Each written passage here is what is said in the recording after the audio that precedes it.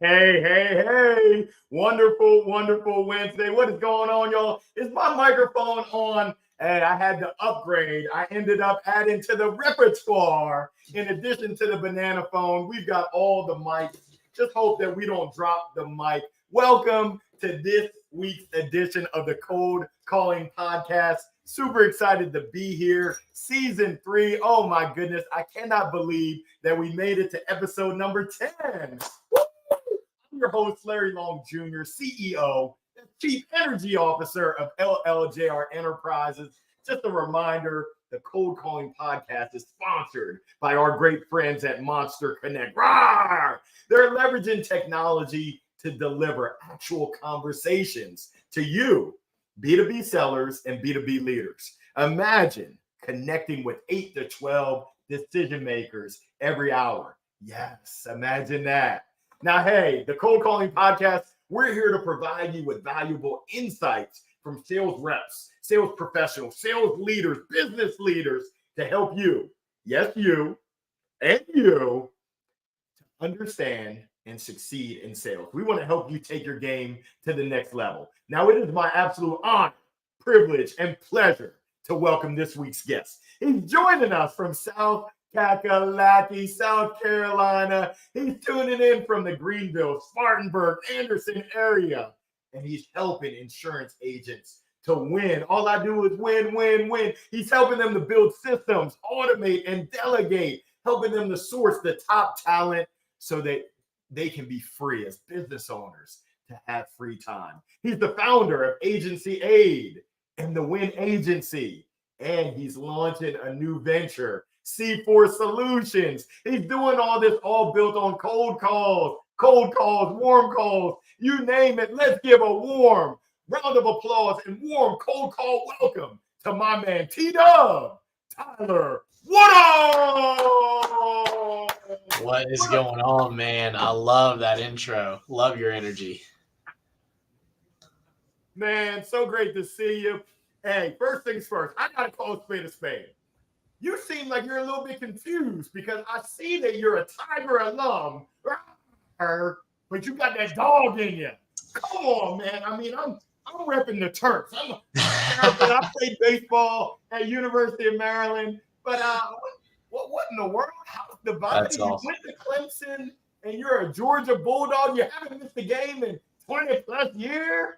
Yeah, so I guess you saw that from my LinkedIn, and I need to change the bio. So, yep, diehard Georgia fan. My whole family's from North Georgia. That's how that came about. Went to my first game when I was 5.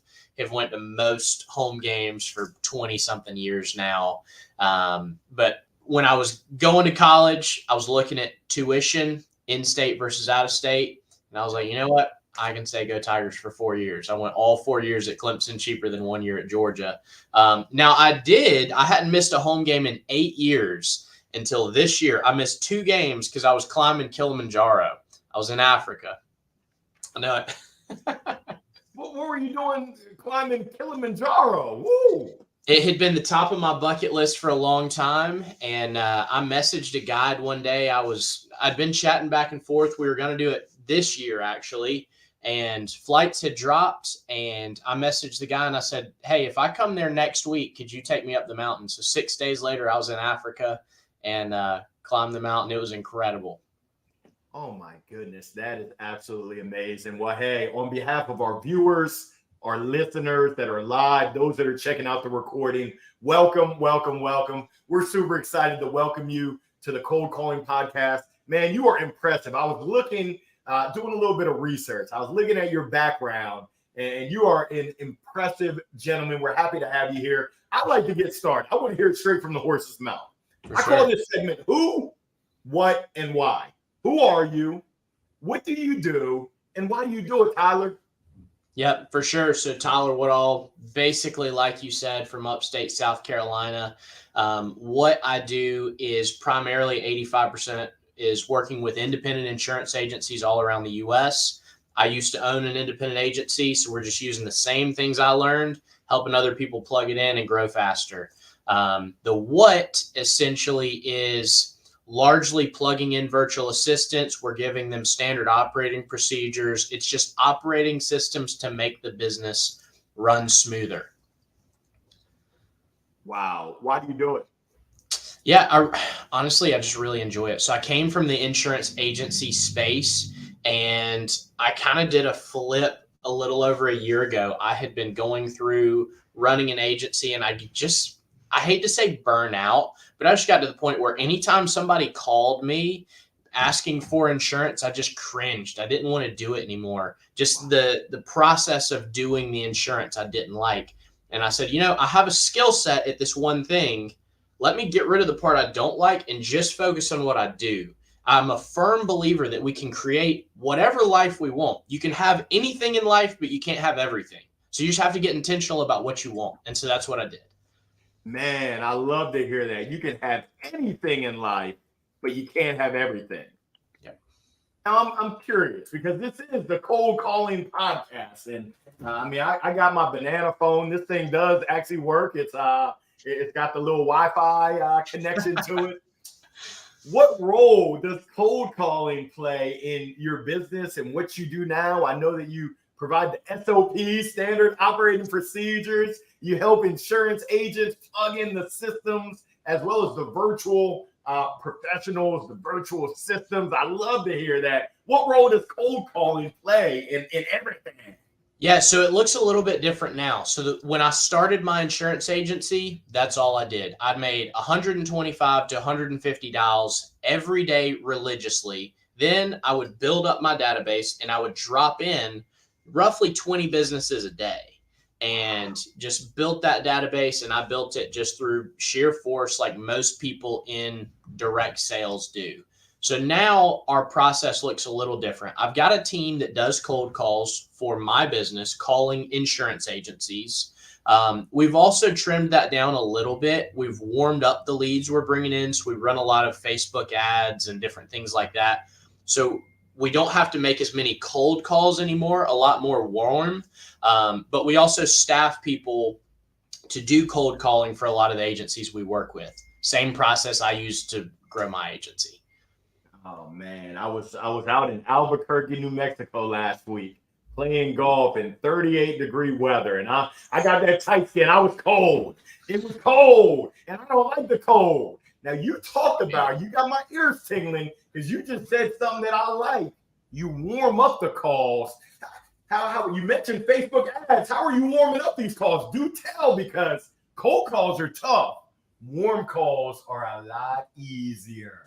Warm calls are significantly easier, and there is an art and a science to both. One is not better than the other. It's just cold calls, it's going to be more time and less money. Warm calls, you got to spend more money, but you can save some time. So right now we're trying to speed things up. So I'm willing to put more money into marketing. So essentially we've got ads running all day long, targeting insurance agencies around the US. And in these ads, I'm just calling out, hey, are you an insurance agency owner struggling with XYZ? I'm just calling out their pain points. And if they relate, they're going to keep watching.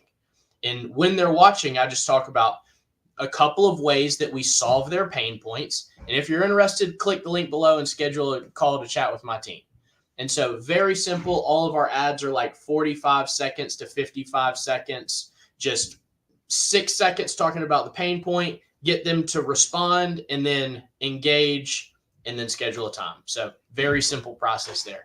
Now these ads, I mean, shoot, I'm not Hollywood, but it sounds like you're doing video ads. I got to put my blue blockers on for all of our listeners that can't see me. I got my pineapple sunglasses, but it sounds like you're doing these video ads so that folks can see you. They can feel you, the passion that you have. What kind of success are you seeing around these ads? We're having a ton of success. And honestly, I think a lot of people just overthink things. These videos were literally recorded with my cell phone on a tripod right here with the background behind me. And so don't overthink it. You don't need fancy equipment. You may can get a mic, but other than that, you can probably get away with it and just put something out there. Again, the same thing with cold calling. It's just a volume game. Something's better than nothing. All marketing works if you do enough of it. And so we just try and put stuff on the wall and see what sticks. Man, you said my magic word. You said a mic. I've been known to grab the mic. I mean, don't test me. I don't know if you did your research, but hey, I pity the fool. we certainly like to rock the mic over here. Now, you talked about in the early days, making 100 to 150 cold calls a day, smiling and dialing the numbers game. What was the key to your success in building your book in the start? Because a lot of folks that are listening in right now, they're newbies. And for my newbies, for my old bees, feel free to type in any questions. LinkedIn, YouTube, any questions that you have for Tyler. You got the man, the myth, the legend here live and in the flesh.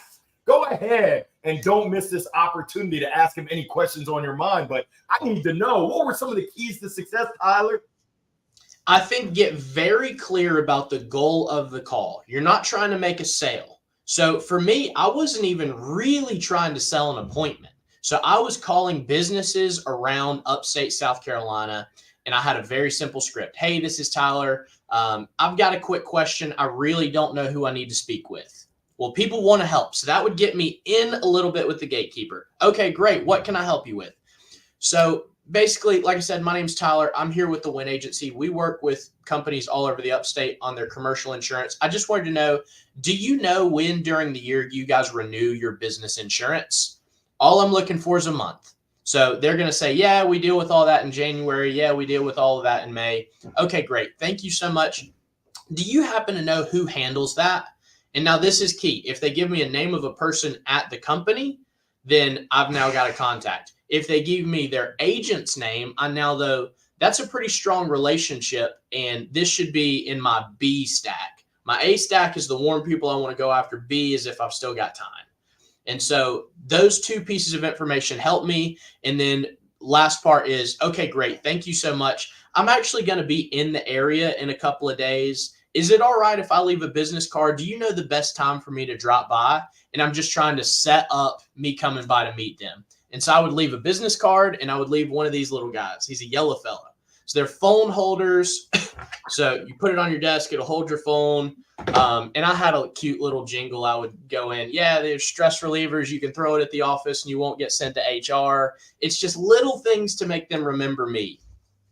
Man, that differentiation. And you called it the yellow fellow. Now you're talking my language. I see what you did there. Come on now. Cheers to that. I love your strategy, your intentionality in terms of what you say. I can hear it in your tone, how you say it. And then, hey, I'm going to be in the area. Is it okay if I drop by? Now speaking of dropping by and traveling, I couldn't help but see that, hey, you got to spill the tea. You know where I'm going. You Mount Kilimanjaro, but it sounds like you're a daggone world traveler, Tyler. I mean, come on now, 23 countries. You've been all over the world. I know you're a soccer player. I know you played soccer growing up. I thought you getting your Messi on. But do tell, world traveler, where does that come from, man? Honestly, just grew up with somewhat of a wanderlust. My dad took me out of the country one time when I was young, and it just started a passion. So I love traveling. I try to get out as much as I can. And it's neat just how much more valuable it makes you as a person as you get to experience other cultures. And during sales, that's all you're looking for. You just want to be somebody that's unique for other people to do business with. Like that Kilimanjaro trip is probably the best ROI thing I could have ever done.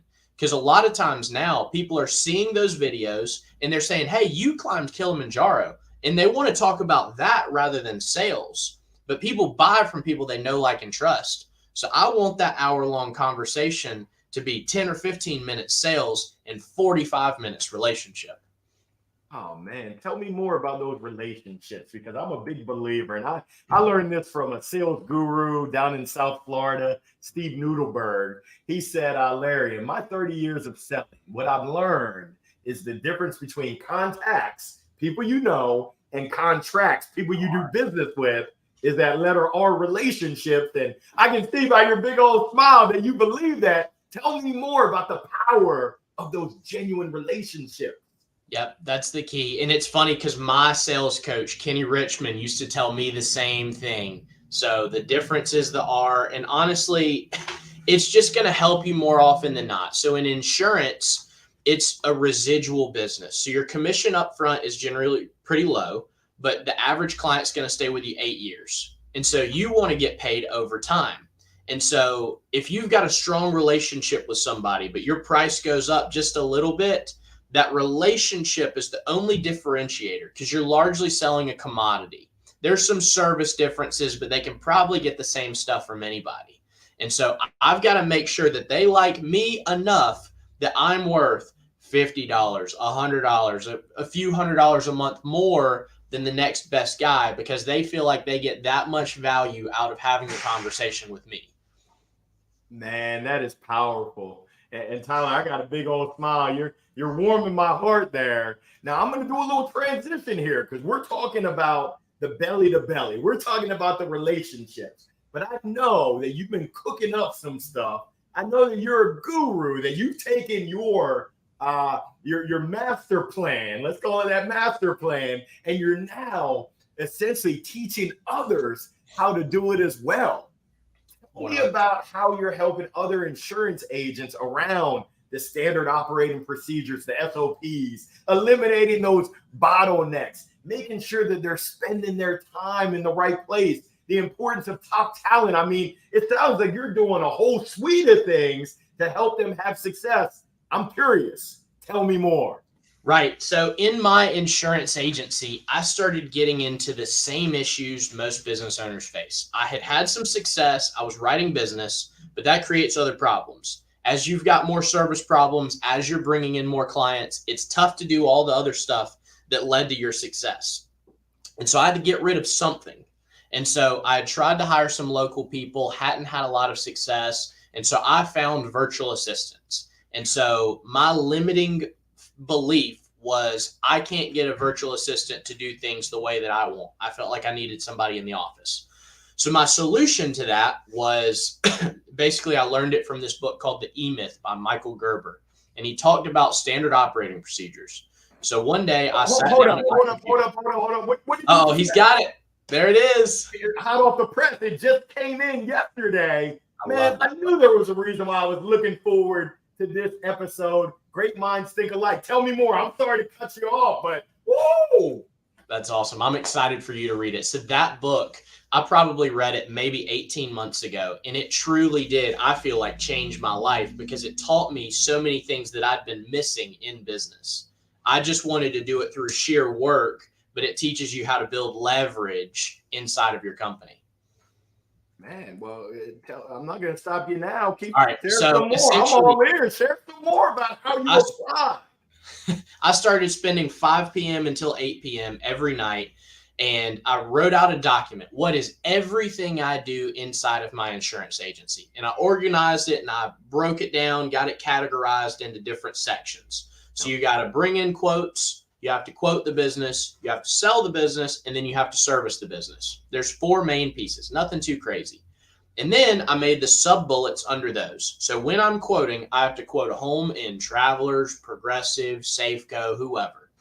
And so then under those, I started recording videos of me doing all of those tasks. So 3 weeks later, I was just recording these through Loom. People can use it for free. There's a paid version that's like maybe $5 a month. And so 150 of these videos later, I had the whole back end of my agency documented. And then I hired a virtual assistant and said, hey, for the next 2 weeks, I want you to watch these videos. And then we're going to work together and we're going to do them step by step together as they come up. And so roughly a month later, I had a virtual assistant quoting policies as proficiently as I could. And frankly, she got even faster than I was. And so that allowed me to do the thing that only I could do, which is go build relationships with my clients. So she was doing the back end. Really, it was saving me about an hour per prospect. But if I'm bringing 5 prospects a day in, that's 5 hours a day that I can go out and get more business. And so it just exponentially sped up how quickly we were able to grow. And so now I just do that same thing for other businesses. I already have the standard operating procedures done. I have the training for the virtual assistants. So I come in and I say, hey, what's your process look like? How do you bring in leads? Okay, well, here's some bottlenecks. Here's some things I think you could change to fix them. That's solution one. Solution two is you're probably struggling hiring people to do some of those things. Well, I've got these people that have already went through 4 weeks of training with my team. Let's plug one of them in. They'll take those things off your calendar or your team's calendar so you guys can go out to write more business. And so then phase three is we help them with some of the sales processes. Come on, man. Come on, dog. You are dropping it like it's hot. Now, I'm going to hit the rewind button. I know Blockbuster isn't around, except for there's one that's out in Bend, Oregon, but that's neither here nor there. You talked about the 4 main areas of your business. Give them to me again. Yeah, so we had to generate leads. Okay. We had to quote those leads. We had to sell the leads, and then we had to do the service on the back end. Man, sell and then service. And you created videos that were able to train to walk people through your actual process for the lead generation, for the quoting, the selling, and the service. Yep. From those videos, they're trained up. You're able to walk them through one-to-one, and now you've essentially created a clone of Tyler Woodall. That's the idea. You created an even better clone, not Chat GPT, but Chat T-Dub. There's no doubt about it that a lot of people on my team are significantly better at lots of pieces of my business than I am. Man. Like my guy Jacob is the one that takes all of our sales calls now, and he is an animal. And so, yeah, they're way more talented and more intelligent than I am. So I'm just as thankful as they are. Come on now. So it sounds like you have this thing on automation. You got it automated, rinse, repeat. And I understand what you mean. I saw that you had said that you were able to escape the prison cell that many of us find. And I'm sure that there's other insurance agents, and I'm sure there's other entrepreneurs out there that realize that, hey, I'm working in the business, which doesn't allow me to work on the business. And it's kind of like that rat race, just chasing after it. 100%. I'm curious, what are some of the success stories that you've seen? Any success stories that stand out? Yeah, honestly, so we've got a lot of agency owners we work with now that were 1 or 2 man shops that several guys were having to work late up until 9 or 10 p.m. to turn their quotes because they try and do 12-hour or 24-hour quote turnarounds. And we've got a guy in Colorado that actually we recorded a testimonial video one day, and on the video he said, man, thank you so much for running that ad on Instagram, because it has made my life so much easier. My wife and I get to spend time together each night. And it's the things like that that really matter. So obviously I care because I have a business and I want to be successful. But hearing the stuff like that, that's the validation that makes you have the warm and fuzzy that keeps you doing it all day. Because money can only go so far. Like everybody says, money can't buy happiness. You got to try it for yourself to find out and make sure. But I assure you that it doesn't. Man, you have such a heart for serving others. Appreciate that. It just exudes out of you. Have you always been that way? I've definitely always cared. I had a little brother that was special needs. I grew up at Duke Children's Hospital. He got a stem cell transplant and all that. So I think just from a young age, I just had to be somewhat servant-minded. And it has carried through in a lot of aspects for me. When I was in college, I ran a brand called the Sew Project. So we sold hats, T-shirts, stuff like that, and then used all the proceeds to feed kids in South America. So definitely it's a major passion of mine. We still get to do a lot of elements like that inside of our business now. And that's the key thing is once you create leverage and you can remove yourself from your day-to-day, then you can do the things that really make you passionate and fired up. So I work just as many hours now, but I feel so much more fulfilled because I get to work on things I really care about. Hey, Tyler, I hate to do this, but what you just said, say it a little bit louder for the people in the back.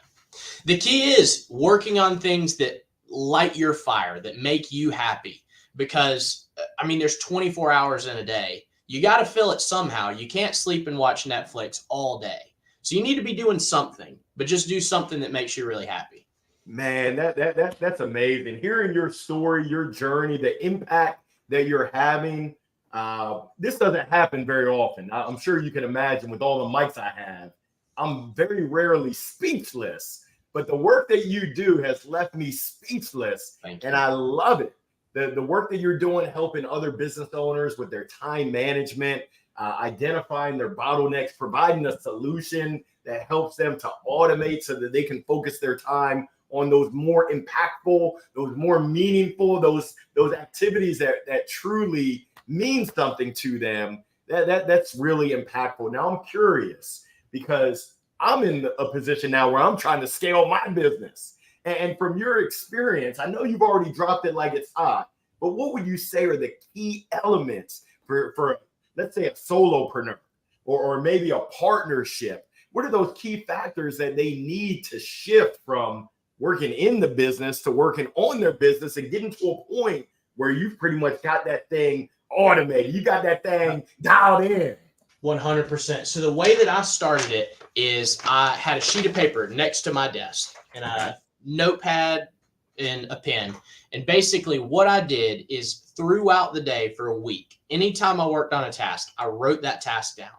And then I wrote down how long it took me to do it. And I've got a more like cleaned up version now. If somebody wants it, I can send you the document and people can just get the PDF for free. It just analyzes what's the task, what time did I start, what time did I finish, so total time elapsed, and did I plan on working on this right now? Was it a fire that just came up? And so at the end of the day and at the end of a week, you can see, where does my time go? What are the tasks that I'm working on? Try and group it together and then figure out, okay, should I automate, eliminate, or delegate these tasks? I didn't come up with that. I stole it from Tim Ferriss, 4-Hour Work Week. But essentially, there's probably automate, eliminate, or delegate. Ooh. Yep. So, and obviously there's probably a fourth, do. Sometimes you just got to do it. But essentially, there's a lot of tasks that you can probably automate. So you mentioned it earlier, ChatGPT is a wizard, and you can ask it tons of questions and it can just speed up what you're doing. Or your CRM can have automated texts and emails and follow-ups going out to your clients. Those are things that really matter and make them feel like there's that relationship element. And you care, you put in a lot of time, but you just did it on the front end to make sure it happened every time. And so then there's eliminate. There's probably a lot of stuff we do that just doesn't matter. Like for me, if I'm making content and putting it on Pinterest, my ideal client probably doesn't spend a whole lot of time on Pinterest. And so I can just eliminate that. You look at where the return on investment comes from and then delegate. If there's tasks that are highly repetitive, for example, for me, quoting home and auto policies, it's the same process every time, and anybody could really do it with the proper training. So you try and delegate that to somebody else. So obviously, when you're a hammer, everything looks like a nail. I am a guy that staffs virtual assistants. So for online businesses, virtual assistants are a great way to solve problems, but you could hire somebody local. You could go to your local college and hire an intern, or you could go through Indeed and hire somebody that's been doing it for 10 years. There's tons of options, but getting it off your plate so you can work on higher value tasks is ultimately the goal and should be the goal of every business owner. Just keep leveling up what you're working on. Man, that's powerful. Now, you mentioned the name Kenny Richmond. You said that that's your coach. Talk to me about the power and the impact that coaching has had on your life, personally and professionally. So I've had quite a few coaches, and essentially the way that I kind of decide upon it is I look at what are my struggles right now and what is a skill I need to learn to fix that struggle. So when I was starting my insurance agency, I'd been doing just commercial, and I wanted to add in personal insurance so that I could have the daily wins. I wanted to hit a base hit every day to keep driving those runs in and keep growing the agency. And so I decided personal lines is the way to do it. How do I find the best personal lines agent in the country? So I was going through Facebook groups. A lot of people were raving about this guy, Kenny. So I messaged him on Facebook. We got on a call and said, what's it going to cost for you to coach me once a week? And so every Wednesday morning at 7 a.m., we had a Zoom call for a year and we chatted through. He gave me tips on business. We would chat through what are my struggles. And I just copied somebody that was really good at the thing I wanted to get good at. So for now, right now, a big focus has been Facebook ads. So I found a couple of guys that run a program that they're really good at ads. And so I got in their program. I wanted to get better at the online space, doing more consulting. So I found some guys in Arizona that's what they did, and I got in their program. So it's just, honestly, you got to hustle for a while to make some money, but then trying to spend that money to speed up time, that's an element I learned from Kenny. You're just trying to bring time forward. And if I can pay somebody so that I don't have to spend 5 years learning a lesson, I can just get it. That's the way to do it. And so coaches are massive there because they can see around corners too. They know where you're about to go and the problem that you're about to intersect with. So they can help you go ahead and prepare for it before you get there. Oh man, that warms my heart. You're knocking out these challenges that we're all facing. You're getting ahead of it. And most importantly, and I gotta call this out, you're investing in your number one asset, which is yourself. And like you said, you're accelerating your success. You're already going to be a success. I can tell that. And with the power of coaching, whether it's around the Facebook ads, whether it's around the consulting, whether it was around the personal lines, you're accelerating your speed to get to that success. Now I'm curious, and we didn't talk about this before. Do you do any coaching? Are you helping? I know that for your business, you're serving people. What other coaching are you doing for folks? So I don't really have a paid model that we do for agency owners. One of my really close friends and I, we have a Facebook group called Agency Shop Talk. Actually, in 2 hours, I'll be doing it every Wednesday at 3 p.m. Eastern. We've got a Facebook group with like 600 agency owners in it.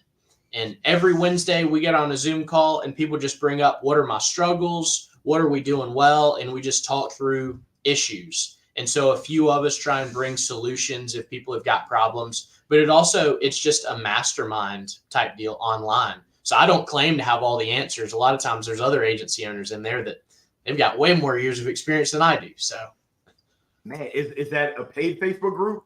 It's a free Facebook group. Yep. So anybody's welcome to join, just called Agency Shop Talk. I've considered getting more into the coaching model. But right now I know that's going to be time intensive and I still spend a lot of my time with my team. We've got about 90 something people, maybe 95 people on the team right now, and we're growing. So crazy thankful. I'm getting to spend time with them, building out more of the infrastructure, like having to hire more people for HR and things like that. So it's the day-to-day struggle. So at some point I'll have that a little more buttoned down to where I want.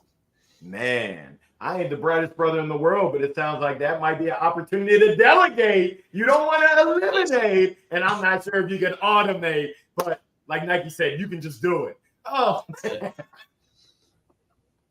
I love it, man. Tyler, I absolutely love everything that I'm hearing, man. Now, I know that you're running the win-win-win agency as well as Agency Aid, but tell me about you got a new venture that you're cooking up, the C4 Solutions. What in the world? So essentially C4, kind of our tagline is, it's the missing piece to make your company blow up. So I wanted to get deep into the virtual assistant world. I didn't know where to start. Insurance was the logical first progression because I'd been doing it already. So I just took my little formula and used it for other people. So now C4 is really our broad market solution. So we have started offering cold callers for real estate investors, and we've kind of proven out that model. We've got several investors that are doing deals actively that our cold callers are bringing them. So check, we've got proof of concept. We can start offering that. We've got CPAs, accountants, bookkeepers that have virtual assistants through us that are helping with some of their bookkeeping services. Having a lot of success there. So I feel like, check, proof of concept. We can start rolling that out more. So C4 is just kind of broad market. And really it's difficult because a lot of business owners, they're stressed out. They know they're stressed, but they don't know why. And so we're trying to bring them, hey, here's a specific product. Here's a solution that we have a virtual assistant trained to do. let us help you with that. So rather than any business owner hiring VAs through us, which they can, we're bringing, hey, do you need cold calling? Do you need bookkeeping? Do you need XYZ customer service? We have a virtual assistant trained for that. So it's kind of specialized. Man, that is awesome. CPA, cold calling, customer service. You're helping them to blow up. I like it. Blow up in a good way. Woo! That is powerful. That is powerful. Now, I know you help with staffing, and I know that you've got virtual professionals, virtual assistants. For someone out there who's pondering, hey, I want to do this, but I'm scared. Is there really anyone that can do it as good as me, or can I really trust someone? What are some keys to finding that right fit that you've experienced? I would imagine you probably had a ton of conversations, a ton of experience. How do you find that right best fit? Right. So there's a few kind of roads I go down in this conversation. So the first one is really, can I find somebody to do it as good as me? Well, frankly, if you're the business owner, you're probably really talented at several things. And frankly, I'm competitive, and I think I can generally win at anything that I put my mind to. So there's a good chance somebody's not going to be as good as you at a lot of things. But if you can find somebody that's 80%, that's still probably going to be better than your competition or whoever you're competing against. So that's what you're looking for there. You're looking for somebody that can do the job accurately and go above client expectations. You always want to over deliver in anything you can. So that's kind of my answer to that first part. Then as far as hiring people, the difficulty there, it's two parts. So it's competency and it's culture. And that just comes down to the hiring process. So you got to have really good questions that are probably a little more in depth, that shows the person has some experience in doing whatever the task is. Now, that's one of the things we try to help with. I've got Kay on my team that does our recruiting, who's way more intelligent than I am at emotional intelligence and figuring out people's skills. So I let her be great at her thing, and that's what she does. And so you've just got to be really good at asking the right questions. That's the key in sales. That's the key in recruiting. So ask the right questions, and then you just have to have a conversation with somebody, build that relationship, and see, is this somebody I like to work with? For me, I'm high energy. I feel like maybe not as high energy as you. Generally, I'm bringing the level up, but man, you're killing it. But essentially, my team knows that I smile a lot. I'm really happy. And so I want people in my core team that are really happy, upbeat people, because that's who I'm going to jive with the best. And so you just got to know your personality and try and find people that complement you there. Man, that's absolutely amazing. I appreciate you dropping it like it's hot. Now, I'm not a prognosticator. I can't even spell that big word, but I felt like using a big word right now. I don't have the crystal ball, but I'm wondering, you ponder the future, as you look into the future, because we've got the AI, Chat GPT. What's on your mind as we look into the future for business success, both in the insurance space, but also just in the general small business space? Right. So I definitely think AI is something that should be on the forefront of a lot of people's brains. So I've got a stack of like 4 or 5 books on my bookshelf right next to me about AI implementation for business. My business already, I use GPT every single day, but I know that there's other people out there that are better at it than I am. And so I'm trying to find creative ways to implement it. For example, one that we're using is, there's a software called Fireflies that can record and transcribe your Zoom calls. Well, if you're doing your sales calls via Zoom, you can take that transcription, you can upload it into GPT, you can give GPT your sales script, and then you can have it analyze your sales call and rate how well you followed the script and give pointers on things you could improve in the future. Now, obviously, ChatGPT can't get the tonality of the conversation, but there's a lot it can pick up just from the transcription. And so there's things like that. So that can save a sales manager, a sales coach, a ton of time. They can listen to a few sales calls and they can just read the the analysis from the rest, and they can go through the sales team's calls a lot quicker to give coaching. And so there's tons of implementation things like that I think people should be looking for. Outside of that, I think ChatGPT, the way that people should see it is it should just enhance the human. So, for example, I'm not looking to replace any people with it, but if I can make them operate that much faster, the goal is to get them operating in their area of genius. So like we talked about earlier, a virtual assistant allows me and my sales team to build relationships. And that's the key. So you just want to use that to speed up how quickly you're doing other things if it's coming up with posts for social media or whatever it is, so that you can get back to doing. Man, that's powerful. And I love that call out when you shared AI can enhance the human experience and interaction. Now, we're about to land the plane. I got a couple more questions for you. You've been through a lot. You've seen a lot. What would you say is the number one key lesson that you've learned when it comes to entrepreneurship, when it comes to leadership, when it comes to your journey of creating businesses, successful businesses? What's that number one key lesson?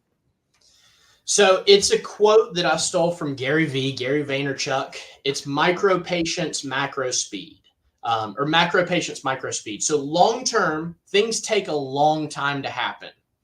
During the day-to-day, you need to work really hard on whatever your key things are. So Elon Musk talks about he used to work 80 to 100-hour weeks when he was starting his business. His competition worked 40-hour weeks. So the way he talked about it is, look, it took my competition 2 to 2.5 years to work as much as I was working. So he was just speeding up and bringing time forward faster than everybody else. And so success takes way longer than we ever picture that it's going to take. And so there's an element of patience that's necessary, because you're going to get into your own head and think that I'm a failure and I can't do this. You can't let that happen. You have to be patient. But in that same breath, in the day-to-day, you have to be working really hard and really fast, because if you let the complacency of I'm just being patient sink in, then you're never going to get there. So it's a really weird dichotomy you have to deal with. Man, that's powerful right there. I just got back from Albuquerque, a convention with other professional speakers. Before that, I was in San Francisco in the Salesforce office, and then they hosted an event. But what you shared, micro patience, macro speed, and specifically success takes way longer than we ever expect. That's powerful. Having that patience and realizing slow and steady is the pace, while also balancing that with, hey, I got to go. I need speed and I got to work hard, never getting complacent. You're absolutely right in terms of that dichotomy, that balance. That's powerful. I appreciate you sharing that. Now, that's a great lesson learned. And I know I can, from your story, I can see how you were able to break out of that prison cell. What's the one piece of advice that you would give to the Tyler Woodall of old, the person who's there? I don't have any hair, but they're pulling their hair out. They're saying, WTF, where's the fire? Fire after fire. There's no light at the end of the tunnel. What's your piece of advice that you would give that person that's tuning in right now and they're looking? Help, Tyler.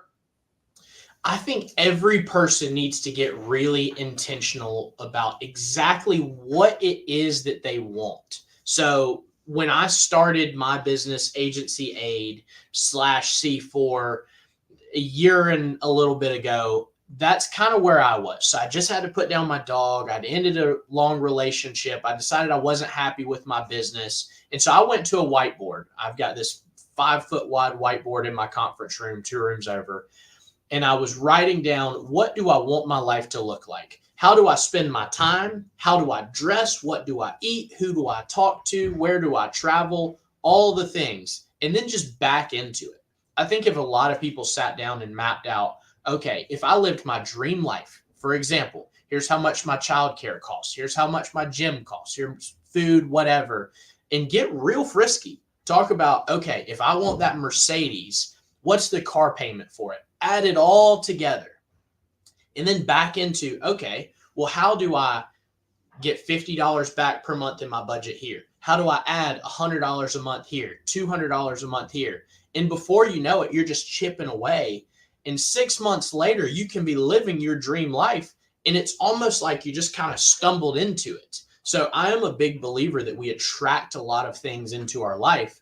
If you put the intentionality into it, your mind subconsciously is going to start working towards these things. So to sum all that up, just get really intentional about the life that you want and then map out how to get there. Man, oh man, that's powerful right there. When you talk about that intentionality, it's kind of crazy. I wrote a book 2 years ago called Jolt, Get Zapped into Intentionality, Rediscover and Believe in Your Inner Greatness. I believe we all have that inner greatness inside of us, whether we're making 100 to 150 dials, whether we're looking to grow our business, having that focus, having that intentionality to work the plan. That's absolutely amazing. Hey, Tyler, where can people connect with you? If I'm looking to connect with you, where can I find you? I see it down at the bottom of my LinkedIn.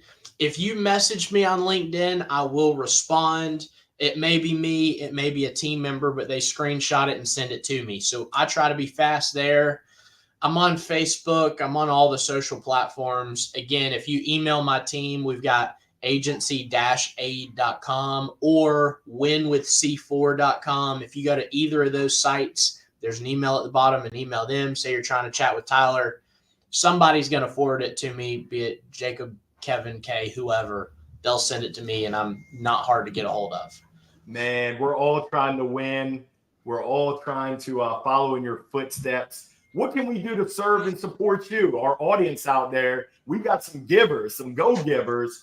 What can we do to best support you and your efforts? That's awesome. Speaking of go-givers, that's a great book. I loved it. My bird, yeah. Always give more in value than you receive in compensation, the first law. So, yeah, I try to live by that. But essentially, if anybody needs help inside of their business, reach out to us. We do free consultation calls, so you could get on a demo call with myself or my team, and we'll just brainstorm. What does your life look like?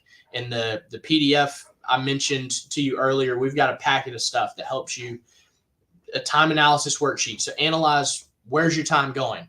And then we've got a worksheet that helps you find the bottlenecks inside of different parts of your business. And then another one that helps you determine what to automate, eliminate, delegate, just tons of resources like that. So anybody's welcome to reach out. We'll send you that stuff for free. And then if you feel like we can help you, I'd love the chance to. Oh, man, Tyler, thank you. This was amazing. You truly made this a wonderful, wonderful Wednesday. I can't thank you enough on behalf of our sponsors, Monster Connect, on behalf of our viewers and listeners, on behalf of me, LLJR. Thank you. We look forward to staying in touch. We look forward to seeing you continue to have that great impact on others. Man, thank you. I want to remind all of our viewers and listeners, please tune back in next Wednesday, March the 20th, same bat place, same bat time, as we welcome Denise Murtha Bachman. She's the founder of Cellovators, woo, as well as Success with AI. We're going to keep these great conversations continuing. Make sure that you connect with Tyler T-Dub, and make sure you say, go Dogs. He'll appreciate that. Thanks, Any man. final words really before we wrap, Tyler? Do what? Any final words before we wrap? Honestly, there's a quote. It's on my calendar every morning that I see it as soon as I wake up. It's from a guy, James Sexton. He's a divorce attorney in New York. But in a podcast he dropped, don't tiptoe through life to arrive safely at death. And so honestly, think about today. Are you spending your time doing things that light your fire and make you happy? Or are you just tiptoeing through life so you don't mess stuff up? And so intentionally go after what makes you happy. Oh, man, that's a mic drop moment right there. Truly appreciated. Man, you provided so many nuggets. Tyler, thank you so much. All the best and continued success. We'll see you. Thanks, man.